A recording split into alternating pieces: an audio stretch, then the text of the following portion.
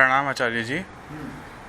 मेरा सवाल ये है कि क्या हम जान सकते हैं कि कोई गुरु सच्चा है या नहीं? क्या उसने सत्य का अनुभव किया है या वह एनलाइटेंड हुआ है, या क्या है, ये हम जान सकते हैं? और मैंने कहीं ये भी पढ़ा है कि कोई एनलाइटेंड अगर हो गया है तो 48 मिनट्स तक उसका वो अपने आप में रह सकता है अवेयर।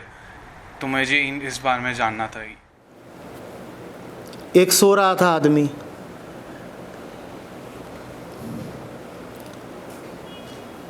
तो उसको बगल वाले ने झंझोड़ के जगाया और कहा कि पता करो सुबह हो गई कि नहीं हो गई।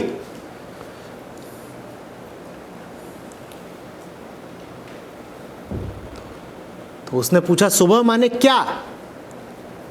तो बोला अरे सुबह जब सूरज निकलता है उसको सुबह बोलते हैं।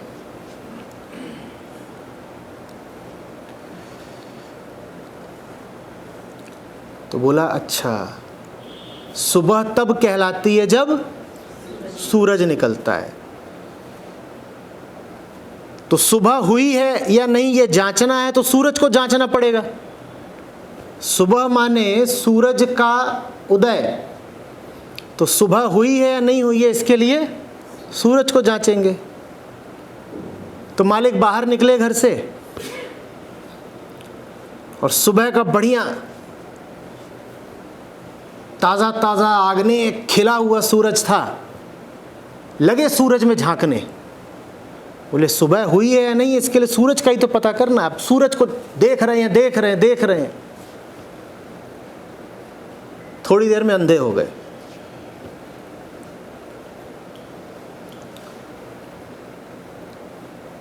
अब हाय हाय कर रहे हैं, कह रहे हैं अब मेरे लिए तो कभी सवेरा नहीं होने वाला। यही हमारा हाल है। सुबह हुई है या नहीं हुई है ये जानने के लिए सूरज की इतनी बातें क्यों करते हो? सूरज असली है कि नकली है कि क्या है? गुरु असली है कि नकली है? सुबह हुई है या नहीं हुई है कैसे पता चलेगा? कैसे पता चलेगा? सूरज को देख के या ये देख के कि तुम देख पा रहे हो या नहीं? तुम्हें अगर दुनिया दिखने लग गई तो सुबह हो गई, पर तुम ये नहीं देखते कि तुम्हें कुछ दिखाई पड़ रहा है या नहीं। तुम सूरज की जांच पड़ताल में लग जाते हो कि हम तो सूरज का इम्तिहान लेंगे, असली है या नहीं। घूरो सूरज को, आंखें भी जाती रहेंगी। और इंसान की ये बड़ी फितरत रही है, गुरुओं की जांच पड़ताल चल रही है। अपनी जांच पड़ताल करो भाई कि तुमको जमीन पर कुछ दिख रहा है या नहीं। सुबह हो गई है, लोटा दिखाई देने लग गया तो ठीक है, हो गई सुबह। अंधेरी रात थी, कुछ नहीं दिख रहा था, अब लोटा दिखने लग गया तो माने सुबह हो गई। पेड़ दिखने लग गया तो सुबह हो गई। पहले घर से बाहर निकलते थे तो ठोकर खा खा के गिर रहे थे क्योंकि अंधेरा था। अब पाते हो कि बाहर निकलते हो तो गिरते नहीं, दुनिया में ठोकरें नहीं खाते। पेड़ अलग पता चलता है और खंभा अलग पता चलता है। अन्यथा थोड़ी देर पहले तो आलम यह था कि पेड़ को सोचते थे खंभा, खंभे को सोचते थे पेड़, आदमी को सोचते थे भूत, भूत को सोचते थे देवता। कुछ समझ में नहीं आ रहा था। सुबह हो गई है, ये इससे प्रमाणित होगा कि तुम्हें अब कुछ आने लग गया है। गुरु असली है या नकली ये गुरु को देख के नहीं पता चलेगा। गुरु को ज्यादा देखोगे अंधे हो जाओगे। गुरु असली है या नकली ये तुम्हें खुद को देख के पता चलेगा।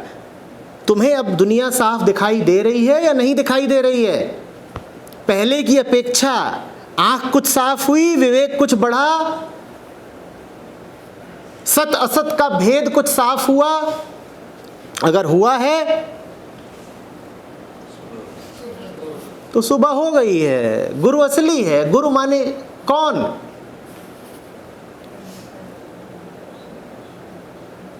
जो प्रकाश ले आए।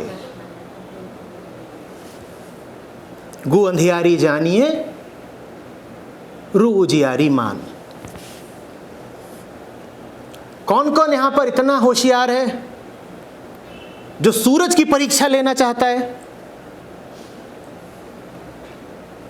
ले लो भाई, 2-4 मिनट सूरज से आंख मिलाकर देख लो, फिर अपना हाल भी देख लेना।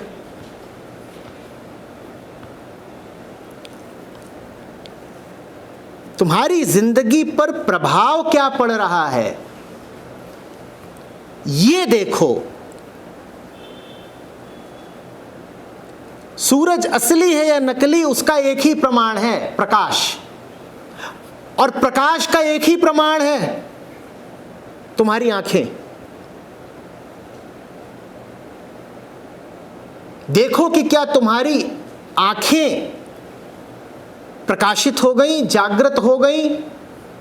अपनी ओर देखो, दूसरों की ओर मत देखो।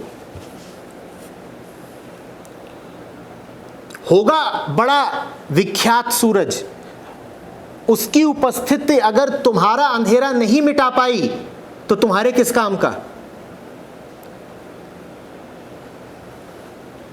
और नन्हा सा दिया भी है, अगर वो तुम्हारी सहायता कर पा रहा है तो गुरु अच्छा है। बात समझ में आ रही है? गुरु को नहीं जांचो, अपने आप को जांचो। तुम पर अगर सुप्रभाव पड़ रहा है तो गुरु ठीक, और तुम पर अगर सुप्रभाव नहीं पड़ रहा तो क्या फर्क पड़ता है कि गुरु कितना विख्यात है, कितना नामचीन है।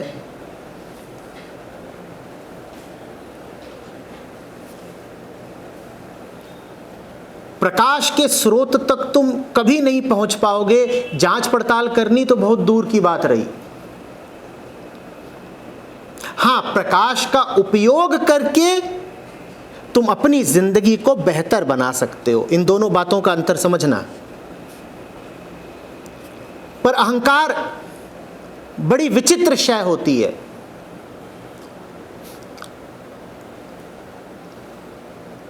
बदलना वो चाहता नहीं और गुरूर उसे पूरा है। वो कहता है मुझे तो प्रकाश के स्रोत तक जाना है। क्यों? इसलिए नहीं कि मुझे प्रेम है, इसलिए नहीं कि मैं वहां जाकर समर्पित होना चाहता हूं, फना होना चाहता हूं। मुझे तो प्रकाश के स्रोत तक जाना है, वहां जानकारी इकट्ठा करूंगा और देखूंगा कि बच्चू असली है कि नकली है।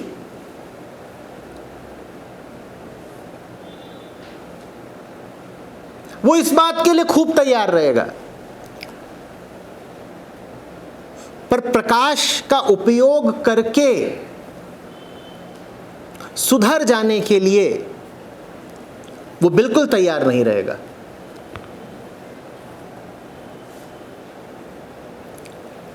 तो इसीलिए हमारी बड़ी रुचि रहती है जानने में कि महापुरुषों ने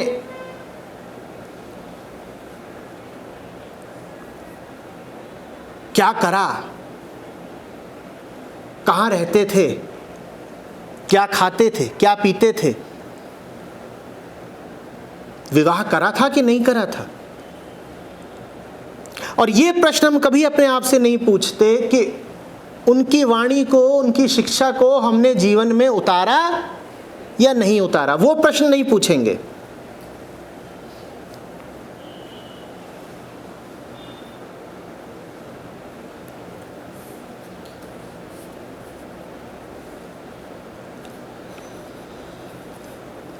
फिर कह रहा हूं, सूरज के प्रकाश का उपयोग कर लो।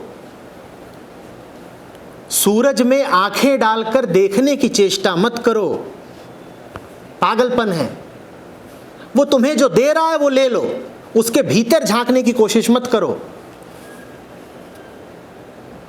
वो तुम्हें जो दे रहा है उसको ले लोगे तो आंखें प्रकाशित हो जाएंगी, और उसके भीतर झांकने की कोशिश करोगे तो ये इतने अहंकार का काम है कि आंखें अंधी हो जाएंगी। और ये हम खूब करते हैं। हम सूरज के भीतर झांकने की धृष्टता करते हैं।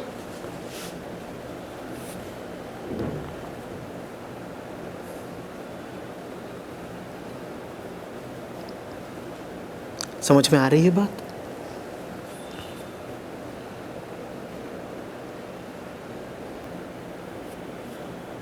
कथावाचक होते हैं तो वो भागवत पुराण पर कथा बाँच रहे होंगे और उसमें बोलेंगे, और फिर कान्हा ने सोचा।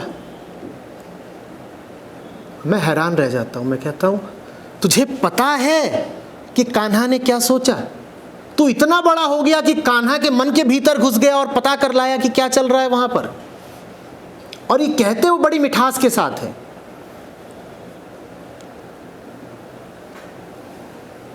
और फिर राधा रानी को देखकर कन्हैया सोचते हैं, कन्हैया कौन है? तुम्हारे बगल के घर का छोरा है? तुमने पढ़ लिया कि उनके मन में क्या चल रहा है? इतना बड़ा दुस्साहस! तुम अवतारों को भी नहीं छोड़ते, तुम उनके बारे में भी तुक्के लगा लेते हो कि मुझे पता है तू क्या सोच रहा है। जैसे दुनिया भर के बारे में हम कहते हैं ना कि वो तो उसका चेहरा देख के ही मैं समझ गया कि आदमी जलील है, और वो जैसे नजरें बचा के जा रही थी मैं तुरंत जान गई चोरी का इरादा है। इसी तरीके से तुमने कान्हा को भी पढ़ मारा। बड़ी मीठी आवाज में कह रहे हैं क्या? और फिर कन्हैया सोचते हैं, तुम्हें बता के सोच रहे हैं? तुम्हें लिखित में दिया था कि मैं अब ऐसा सोच रहा हूं? पर खूब चलता है ना, और हम भी सुन ले जाते हैं। ये नहीं करते कि जहां ऐसी बातें हो रही हो वहां से तत्काल उठी जाएं। हम भगवान का भी मन पढ़ लेंगे, हम ऐसे हैं। पर गोविंद हो चाहे गुरु हो, हम किसी को नहीं छोड़ते अपने दुस्साहस की चपेट से। हम सबके बारे में अनुमान लगा लेते हैं, कयास लगाएंगे।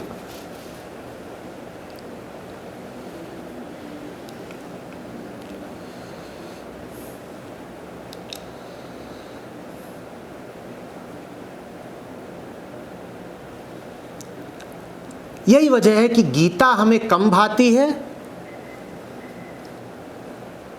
और भागवतम की कथाएं ज्यादा प्रचलित हैं।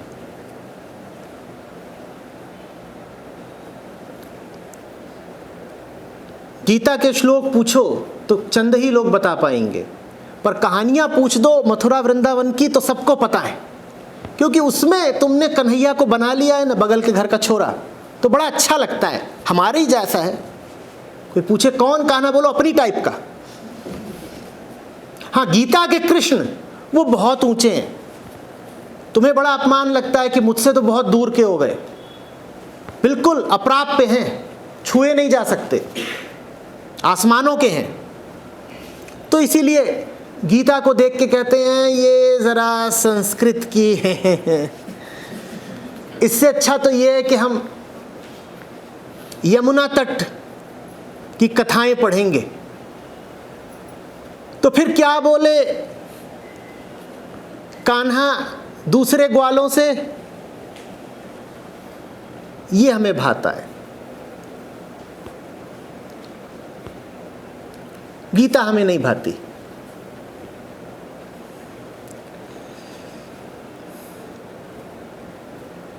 गीता में ये कहने का अवसर नहीं मिलेगा ना कि और फिर मधुसूदन ने सोचा। वहां तुम्हें समझ में ही नहीं आ रहा कि बात क्या है, तो कैसे कह पाओगे कि क्या सोचा क्या नहीं सोचा। अहंकार की बड़ी रुचि रहती है ये जानने में कि गुरु के, गोविंद के, अवतार के, परमात्मा के भी मन में क्या चल रहा है। सुना है ना वो फिल्मी गाना, दुनिया बनाने वाले क्या तेरे मन में समाई, काहे को दुनिया बनाई। पता करना है कि सोच क्या रहा था, इरादे क्या हैं, कोई खुफिया साजिश तो नहीं है, कहीं दुनिया बना करके हमसे कुछ काम इत्यादि करा रहा हो।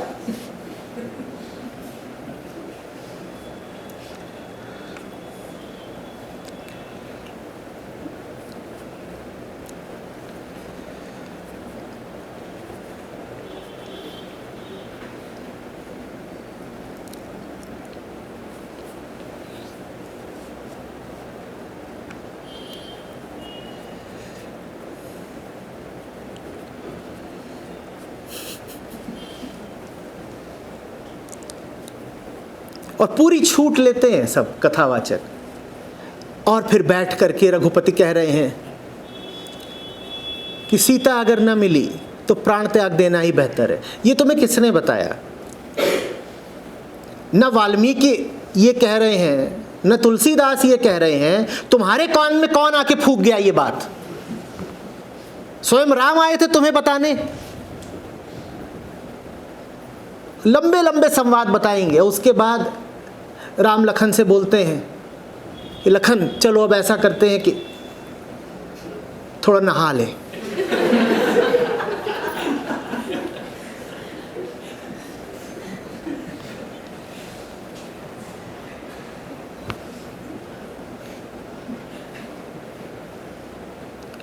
और जितने श्रोतागण हैं वो बिल्कुल मंत्रमुग्ध हुए जा रहे हैं। आहा हा, क्या रस वर्षा है। बिल्कुल अंदर की बात बता दी, जो तुलसीदास को नहीं पता थी इनको पता है।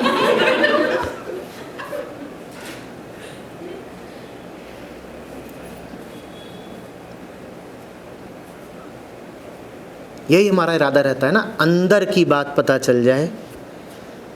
वही तो हैं हम जो उन्हीं टीवी चैनलों को पसंद करते हैं जिनमें अंदर की बातों का खुलासा हो रहा होता है ना। तो जैसे हम हर जगह सेंध लगाने को आतुर रहते हैं कि अंदर की बात पता चल जाए, वैसे ही फिर हम परमात्मा के भी अंतर की बात पता करना चाहते हैं कि परमात्मा के मन में क्या चल रहा है। Breaking news, expose. हमारा बस चले तो स्वर्ग में स्टिंग ऑपरेशन कराएं कि वहां के अंदर की बात अभी अभी पता लगा के आए हैं। ये ब्रह्मा साजिश रच रहे हैं विष्णु और महादेव के खिलाफ। तख्ता पलट होने ही वाला है। नारद को मिला लिया गया, इंद्र और वरुण पे बातचीत चल रही है।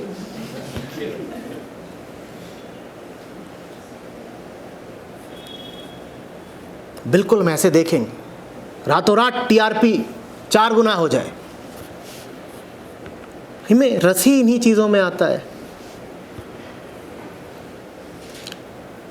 जो ऊंचे से ऊंचा हो उसको भी अपने स्तर पर गिरा लो।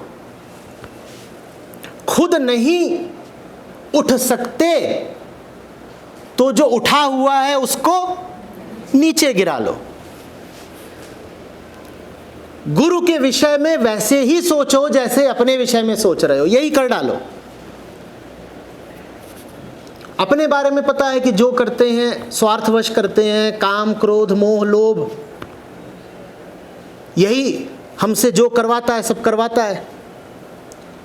तो गुरु को भी देखो तो यही सोचो कि होगा तो कुछ ना कुछ स्वार्थ ही, क्योंकि बिना स्वार्थ के तो कोई कुछ करता नहीं। इसका क्या स्वार्थ है? कोई जासूस लगाएं क्या इसके पीछे? मामला क्या है?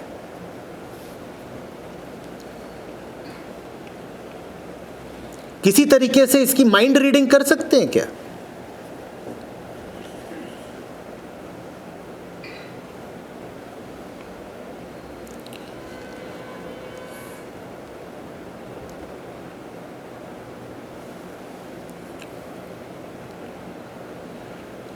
अभी पिछले शिविर में या पिछले से पिछले शिविर में एक सज्जन कबीर साहब की वैवाहिक स्थिति पर चर्चा करने को उतारू थे।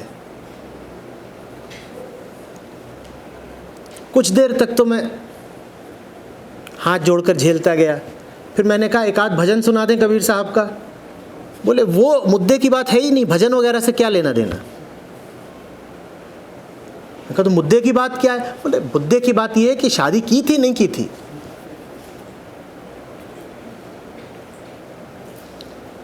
ये मुद्दा है। हाँ, और वो जो गा गए सुना गए समझा गए वो मुद्दा नहीं है। कहे नहीं, वो सब तो बातें हैं, कोई भी कर सकता है, हम भी कर सकते। क्या बात है।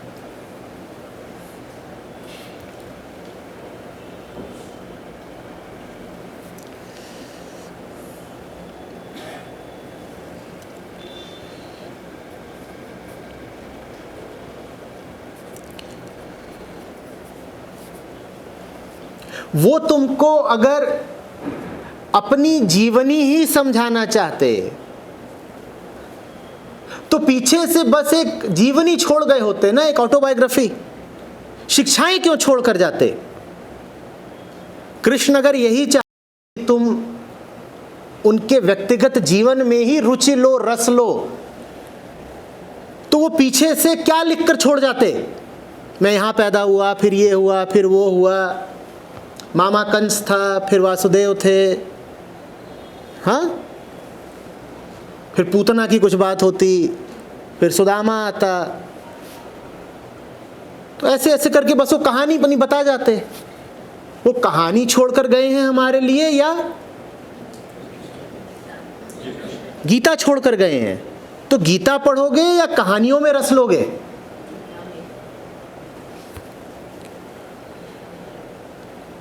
कहानियां यदि आज श्री कृष्ण के बारे में तुम्हें मिलती भी हैं तो दूसरों से मिलती हैं ना। श्री कृष्ण ने स्वयं क्या छोड़ा है तुम्हारे लिए? गीता छोड़ी है ना। तो गीता से प्रयोजन रखो और न दाएं देखो न बाएं देखो, सीधे एक चीज,